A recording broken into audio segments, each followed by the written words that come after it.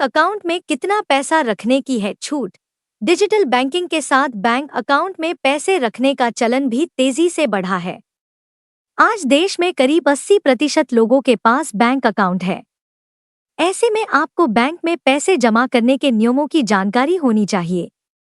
आइए जानते हैं कि बैंक में कितना पैसा जमा कर सकते हैं और पैसों का सोर्स नहीं बता पाने की स्थिति में क्या एक्शन लिया जा सकता है।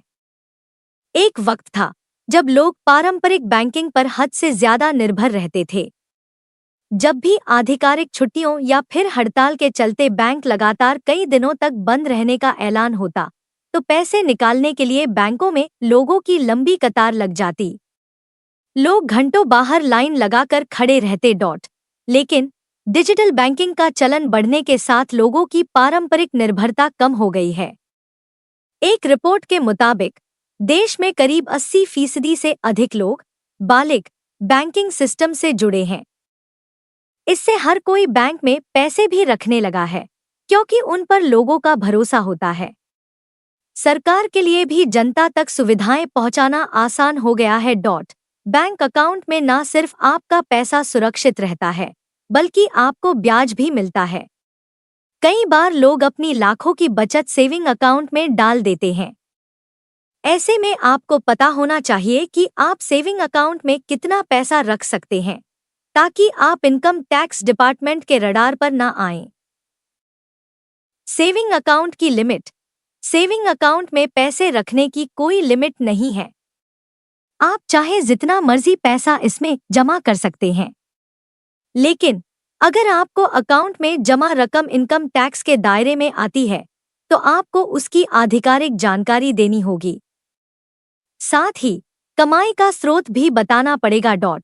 अगर आप एक वित्त वर्ष में 10 लाख रुपए से अधिक बैंक में जमा करते हैं, तो उसकी जानकारी central board of direct taxes को देना जरूरी है। यही लिमिट एफडी में, cash deposit, mutual fund, bond और शेयरों में निवेश पर भी लागू होती है।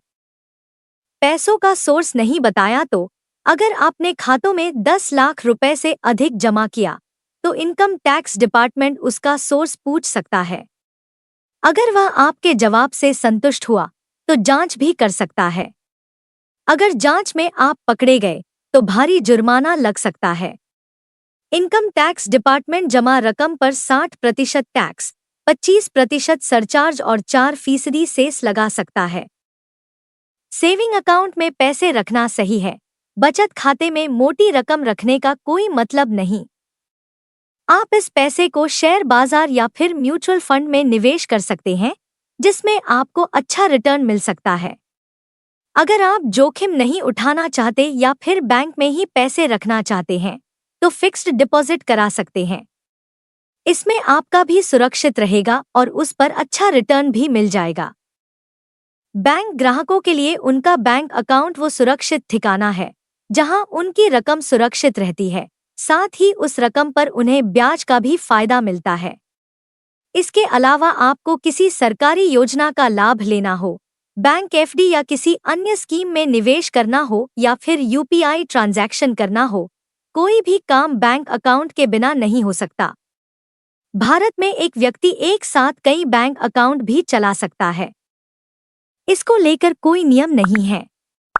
लेकिन क्या आपको पता है कि बैंक अकाउंट में कितना पैसा रखा जा सकता है और एक व्यक्ति एक बार में कितना कैश जमा कर सकता है? क्या इसकी कोई लिमिट होती है? नियम के मुताबिक आप अपने सेविंग्स अकाउंट में कितना भी पैसा रख सकते हैं। इसको लेकर कोई लिमिट नहीं बनाई गई है। लेकिन अगर आपके अकाउंट में जमा रकम ज्यादा है और वो इनकम टैक्स के दायरे में आती है, तो आपको उस कमाई का स्रोत बताना पड़ेगा। इसके अलावा बैंक ब्रांच में जाकर नकद पैसा जमा करने और नकद पैसा निकालने की सीमा निर्धारित है। लेकिन चेक के माध्यम से या ऑनलाइन माध्यम से आप 1 रुपए से लेकर 1000, लाख, करोड़ कितने भी रुपए सेविंग अकाउंट में जमा कर सकते हैं। कितना कैश जमा कर सकते हैं? नियम कहता है कि अगर आप 50,000 रुपए या इससे ज्यादा नकद पैसा बैंक में जमा करते हैं, तो आपको साथ में पैन नंबर भी देना होगा। वहीं एक दिन में आप 1 लाख रुपए तक नकद जमा कर सकते हैं। साथ ही अगर आप नियमित रूप से अपने खाते में नकदी जमा नहीं कराते हैं तो यह सीमा 50 लाख रुपए तक हो सकती है। एक वित्तीय वर्ष में एक व्यक्ति अधिकतम 10 लाख रुपए तक कैश अपने अकाउंट में जमा कर सकता है। ये लिमिट टैक्स पेयर्स के लिए एक या एक से अधिक खातों को लेकर समग्र रूप से होती है। अगर एक व्यक्ति एक फाइनेंशियल ईयर में 10 लाख रुपए से ज्यादा नकद बैंक अकाउंट में जमा करता है तो बैंक को इसकी सूचना आयकर विभाग को देनी होती है। ऐसे में व्यक्ति को इस इनकम का स्रोत बताना होता है। अगर वो व्यक्ति स्रोत के बारे में आयकर रिटर्न में संतोषजनक जानकारी नहीं दे पाया तो वो आयकर विभाग की रडार पर आ सकता है और उसके खिलाफ जांच हो सकती है। पकड़े जाने पर भारी जुर्माना लगाया जा सकता है। अगर व्यक्ति 10 लाख से ज्यादा कैश बैंक में जमा करता है और उस आय के स्रोत के बारे में कोई जानकारी नहीं दे पाता है तो उस जमा राशि पर 60% टैक्स, 25% सरचार्ज और 4% सेस लग सकता है। हालांकि इसका मतलब ये नहीं है कि आप 10 लाख से ज्यादा का नकद ट्रांजैक्शन कर ही नहीं सकते। अगर आपके पास इस इनकम का प्रमाण है तो निश्चिंत होकर आप कैश जमा कर सकते हैं। हालांकि फायदे की नज़र से देखा जाए तो इतना पैसा अपने सेविंग्स अकाउंट में रखने से बेहतर है कि आप उस रकम को एफडी में कन्वर्ट करवा दें या किसी अन्य जगह पर निवेश कर दें जहां से आपको बेहतर रिटर्न मिल सके। डिजिटल बैंकिंग ने पैसों का लेन देन आसान बना दिया है। अब लोग घर बैठे ही बैंकिंग कर सकते हैं। सेविंग अकाउंट में बड़ी रकम जमा करने पर टैक्स नियमों का ध्यान रखना जरूरी है और निवेश के लिए फिक्स्ड डिपॉजिट या म्यूचुअल फंड बेहतर विकल्प हो सकते हैं। पहले के समय में लोग बैंकिंग के काम के लिए बैंकों पर पूरी तरह निर्भर रहते थे। छुट्टियों या हड़ताल के चलते बैंक बंद होने पर लोग पैसे निकालने के लिए लंबी कतारों में खड़े रहते थे। लेकिन अब डिजिटल बैंकिंग के चलते हालात बदल गए हैं। अब लोग बैंकों की कतार में खड़े हुए बिना अपने मोबाइल या कंप्यूटर से घर बैठे ही पैसों का लेनदेन कर सकते हैं। डिजिटल बैंकिंग से क्या बदल गया? आज के समय में लगभग 80% वयस्क लोग बैंकिंग सेवाओं से जुड़े हुए हैं। डिजिटल बैंकिंग से न सिर्फ लोगों को फायदा हुआ है, बल्कि सरकार के लिए भी जनता तक सुविधाएं पहुंचाना आसान हो गया है। बैंक अकाउंट में पैसे रखने पर ब्याज भी मिलता है, जिससे बचत बढ़ती है और पैसा सुरक्षित भी रहता है। सेविंग अकाउंट में कितनी भी रकम जमा कर सकते हैं, इसकी कोई सीमा नहीं है। लेकिन इनकम टैक्स विभाग के नियमों के मुताबिक अगर आप एक वित्त वर्ष अप्रैल से मार्च में 10 लाख रुपए से ज्यादा जमा करते हैं तो इसकी जानकारी central board of direct taxes को देना जरूरी है। ऐसा न करने पर टैक्स विभाग आपके जमा पैसों का स्रोत पूछ सकता है।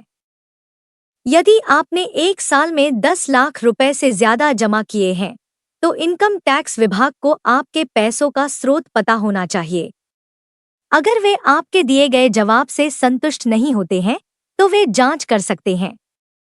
अगर गड़बड़ी पाई गई तो टैक्स विभाग भारी जुर्माना लगा सकता है, जिसमें जमा रकम पर 60% टैक्स, 25% सरचार्ज और 4% सेस शामिल हो सकता है। सेविंग अकाउंट में पैसा रखना ठीक है या नहीं? बचत खाते में बहुत ज्यादा पैसा रखना सही नहीं माना जाता। सेविंग अकाउंट में मिलने वाला ब्याज काफी कम होता है। इस रकम को आप म्यूचुअल फंड, शेयर बाजार या फिक्स्ड डिपॉजिट में निवेश कर सकते हैं, जहां आपको बेहतर रिटर्न मिल सकता है। अगर आप बिना किसी जोखिम के निवेश करना चाहते हैं तो फिक्स्ड डिपॉजिट एक अच्छा विकल्प है। इसमें आपका पैसा सुरक्षित रहता है और समय के साथ उस पर ब्याज भी मिलता है। क्या आप जानते हैं कि बैंक खाते में कैश डालते और निकालने की भी एक लिमिट होती है? कितना पैसा आप एक बार में निकाल सकते हैं, कितने जमा सकते हैं? बैंक खाते में हम सभी लोग पैसे डिपॉजिट करते हैं और निकालते हैं। क्या आप जानते हैं कि बैंक में कैश डालने और निकालने की भी एक लिमिट होती है? कितना पैसा आप एक बार में निकाल सकते हैं, कितने जमा कर सकते हैं? बैंक नियम के अनुसार अगर आपके अकाउंट में जमा रकम ज्यादा है और यह इनकम टैक्स के दायरे में आती है, इसके तहत आपको उस कमाई का स्रोत बताना पड़ेगा। चेक के माध्यम से या ऑनलाइन माध्यम से आप सेविंग अकाउंट में 1 रुपए से लेकर हजार, लाख, करोड़ कितने भी रुपए में जमा कर सकते हैं। बैंक नियमों के मुताबिक अगर आप 50,000 रुपए या इससे ज्यादा नकद पैसा बैंक में जमा करते हैं तो आपको साथ में पैन नंबर भी देना होगा। एक दिन में आप 1 लाख रुपए तक नकद जमा कर सकते हैं। अगर आप नियमित रूप से अपने खाते में नकदी जमा नहीं कराते हैं तो यह सीमा 2.50 लाख रुपए तक हो सकती है।